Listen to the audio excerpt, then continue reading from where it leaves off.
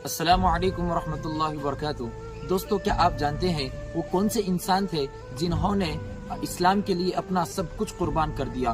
وہ کون سے انسان تھے جنہوں نے نبی کریم صلی اللہ علیہ وسلم کے ساتھ ہر مشکل میں آپ کا ساتھ دیا؟ وہ کون سے انسان تھے جن کی خاطر حضور اکرم صلی اللہ علیہ وسلم نے فرمایا اگر میں کسی کو اپنا خلیل بناؤں گا تو انہی کو بناؤں گا؟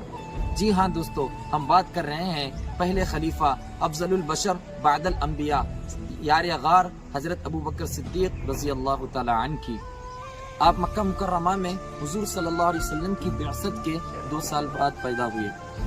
حضرت ابو بکر صدیق رضی اللہ تعالی عنہ انبیاء کے بعد اس دنیا میں سب سے زیادہ معظم و محترم شخصیت ہے۔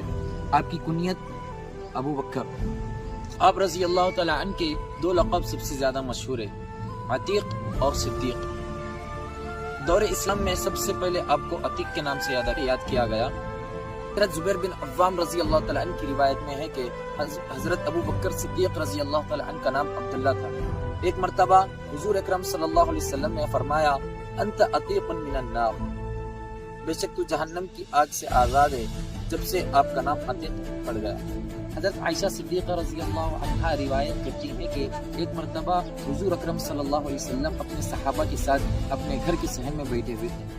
اتنے میں حضرت ابو بکر صدیق رضی اللہ تعالیٰ عنہ تشریف فرما ہوئے۔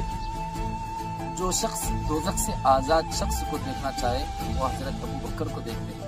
حضرت عائشہ صدیقہ رضی اللہ تعالیٰ عنہ بیان کرتی ہیں کہ جب حضور اکرم صلی اللہ علیہ وسلم کو معراج کے وقت مسجد حرام سے مسجد اقصی تک کی سیر کرائی گئی تو جب صبح حضور علیہ السلام تمام لوگوں کے سامنے یہ بات رکھتے ہیں تو مشرکین دوڑتے ہوئے حضرت ابو بکر صدیق رضی اللہ تعالیٰ عنہ کے پاس آ کر کہتے ہیں کہ آپ کے رفیق نے یہ بات کہی ہے، کیا آپ اس بات کی تصدیق کرتے ہیں جو آپ کے رفیق نے کہی ہے؟